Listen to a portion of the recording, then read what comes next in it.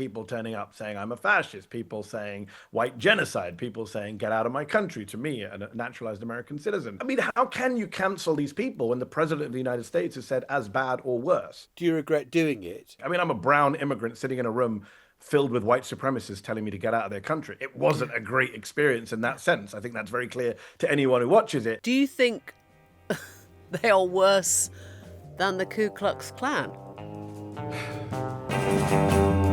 I am an immigrant. I'm speaking from personal experience. Get the hell out. I don't even like... I should get the hell out. Yes. Why? I don't want you here. I am Native American. Whites are Native Americans. What are you talking about? Majority white. So it should stay that way. They hate everything that we believe. They don't even speak our language. Britain is changing. When immigrants come into an area, natives leave. So you support Exact same- sniping children in Gaza? What if they're wearing a suicide vest? Do you think everybody in the world is an undocumented American? I'm gonna get in power, and I'm gonna frankly punish you when you try to leverage power against me. You and your own person are a complete, perfect example of why immigration is negative. That's how far to the right I am. I am a General Franco supporter. He was awesome. He was so super cool. You're gonna have to go, bro, is what he said as I left, to an American citizen. Demographic replacement, mass migration. You're a great replacement. guys. London is going to be very little British in one says day. so? Better get replaced in my country. What do you want me to do? Christians should have control of the I agree, Holy Donald Land. Trump. They want to keep to their own. They're actually The only trying to shutting down is being genocide my done by entire you. race. So what are you talking about? I don't believe in What are democracy. you doing? You're not American. I think you could say I'm a fascist. Yeah, I am. Absolutely. So what we have just played you there is a clip of a YouTube show called Surrounded. It's made by Jubilee. And the guest at the centre of it is the journalist, the broadcaster, Mehdi Hasan. He's the editor-in-chief and CEO of Zito News. And if you see it on the screen, you'll see Mehdi kind of sitting at a desk facing one member of the opposition, if you like, at a time, with a ring full of people around him.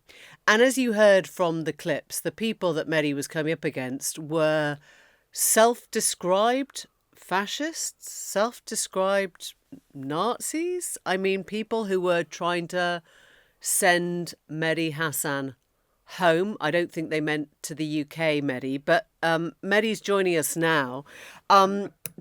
Just tell us how you got into that circle in the first place.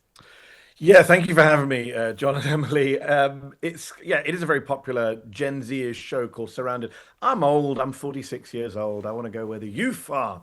And I was told by a lot of people, this has got the big audiences. I'd seen the Ben Shapiro's, Charlie Kirk's, Jordan Peterson's on the right do this show on Jubilee, tens of millions of views online. I thought, look, this is a good place to go get a new audience and challenge some people on the right who I don't normally get to challenge. So I went on thinking I'm going on with, 25 Trump supporters, far-right conservatives, self-styled. That in itself is a little bit iffy. Who self-identifies as far-right, proudly. But that's the country we're in right now. A lot of Trump supporters are very proud of those kind of titles. But what I didn't expect is, as you played in the clip, people turning up saying I'm a fascist, people saying white genocide, people saying get out of my country to me, a naturalized American citizen, people saying some really odious stuff on a bunch of different issues. And I think that's why this show has kind of gone so crazy viral. My phone has exploded over the past couple of days, is because I think we all knew that there are a lot of odious people in the MAGA base, but to see them so emboldened and on camera saying the kind of stuff that before people would never have the guts to say out loud, that is scary. Does it cause concern, outrage that this is being said now? Or, I kind of hate talking about the Overton window, but has the Overton window moved in such a direction that this is now acceptable stuff? No, it's a very good question, John, and I think that is the key problem here. Look, I'm someone who, from my days in the UK, has always had a kind of no platforming of fascism. I won't debate fascists, and therefore I was pretty surprised when one of those guys is like, "Yeah, I'm a fascist. I support General Franco. I want autocracy in the US." And I'm like, okay, well, I don't debate fascists. This is kind of going to go nowhere. And this was a very strange experience for me because I love debating. I love arguing. I wrote a damn book about the thing. I went there to do this debate. But yeah, I was a little bit stunned. It takes a lot to shut me up, as you know, John, and I was kind of speechless for a few moments there. But look, the Overton window has been shifting for a long time. Let's just take one of the core claims that they made, get out, like multiple. I think about 5 of them told me, you got to go. You're not an American. You got to leave.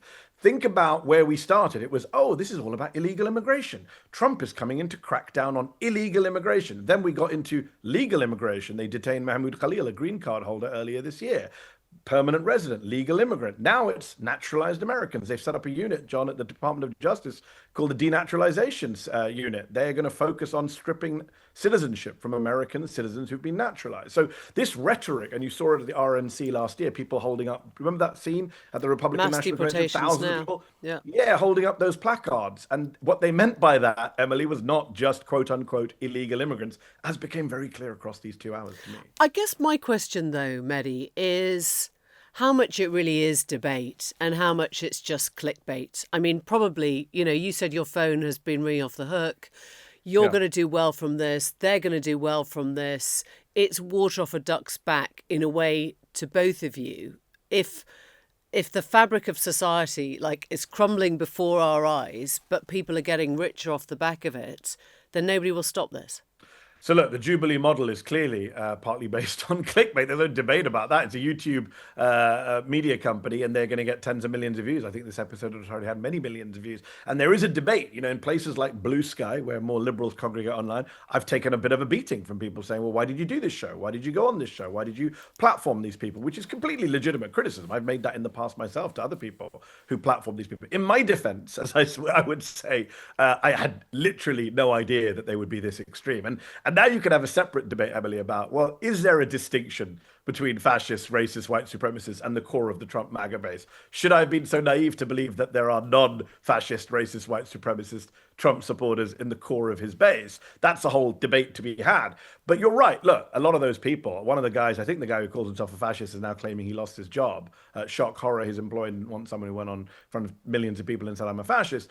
But you're right. A lot of them will do well. They'll increase their social media profile. The algorithm will help them spin it as a win over progressive journalist and brown guy Mehdi Hasan. That's true. And I think we can have that debate about what value comes out of such debates. As I say, I wrote a book about debating, but I say in the book, bad faith debates are pointless. And it did become clear to me across the course of these 2 hours. These were not kind of quote unquote normal members of the public, average Trump supporter who you can try and maybe somehow get through to. These were kind of far right influencers pushing a very ideological agenda. So let me ask you a crappy double-barreled question, which is, the first barrel is, do you regret doing it?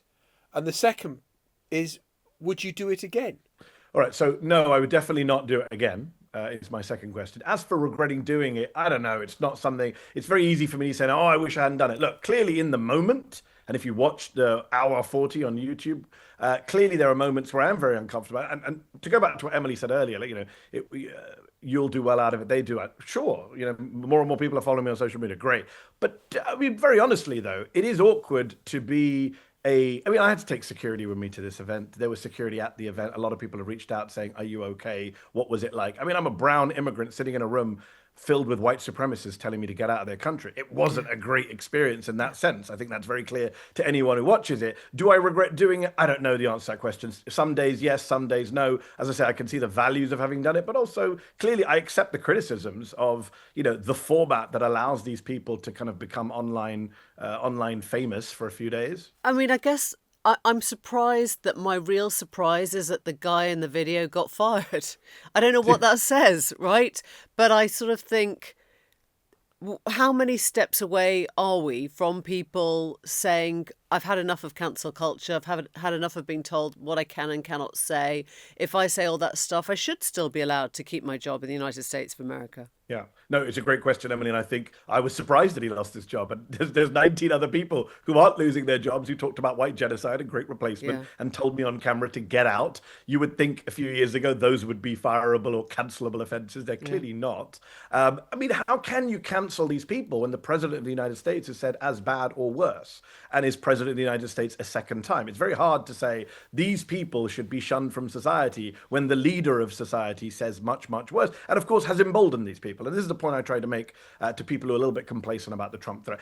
Trump could disappear tomorrow, could retire and go off to play golf, and we never hear from him again. Yeah, right. But that could hypothetically happen. That doesn't change the fact that there are now millions of people in America who have been emboldened this way. The fascist genie, the white supremacist genie is out of the bottle. And I think that is what, and to go back to John's question about regret. That's one area where I'm not regretful. I do think it's important to expose these people and show people on my side of the argument. Forget the right. I'm talking about people in the middle, people in the center, people on the left, who are still a little bit complacent about what is going on here in the United States, even now, 6 months into a second Trump term, to point out that these people are young. There's a sense of, oh, this is just a bunch of old white racists in the deep South. No, these were young racists in Los Angeles, right? It's important to point out to people that these people, they represent, I'm not saying they're a majority. I'm not saying they are close to a majority. I am saying, though, they're a very loud, very influential, very vocal minority in this country. And people should have their eyes wide open about the nature of the white supremacist threat in the United States in 2025. Mehdi, did you feel there was anything about it, I don't know, that was sort of slightly synthetic or a confection?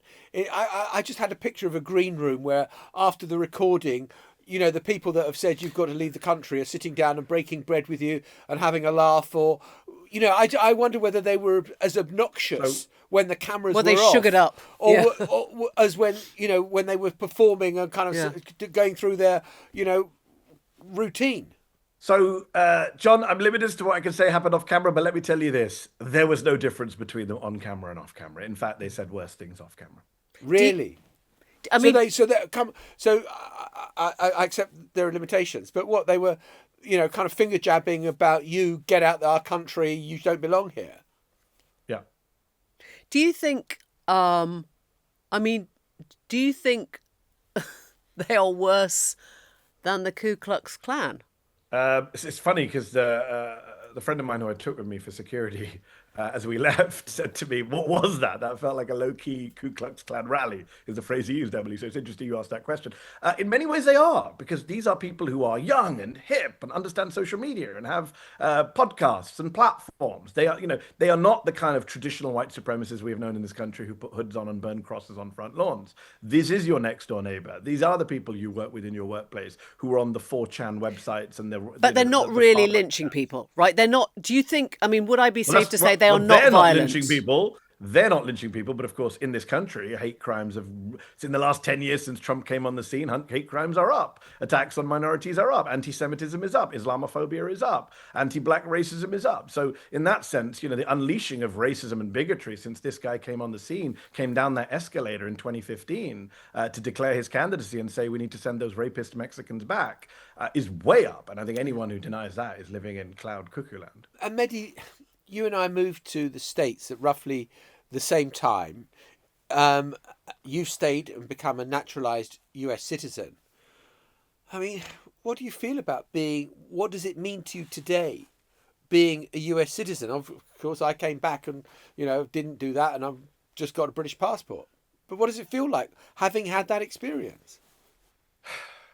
It's a great question, John. It's something I've been discussing with friends and family since Trump came back. Look, every brown and black person I know and I've spoken to since January, and I've spoken to a lot, both on the East Coast and across the United States, has a plan B, has had discussions about what do they do if this country continues down this path.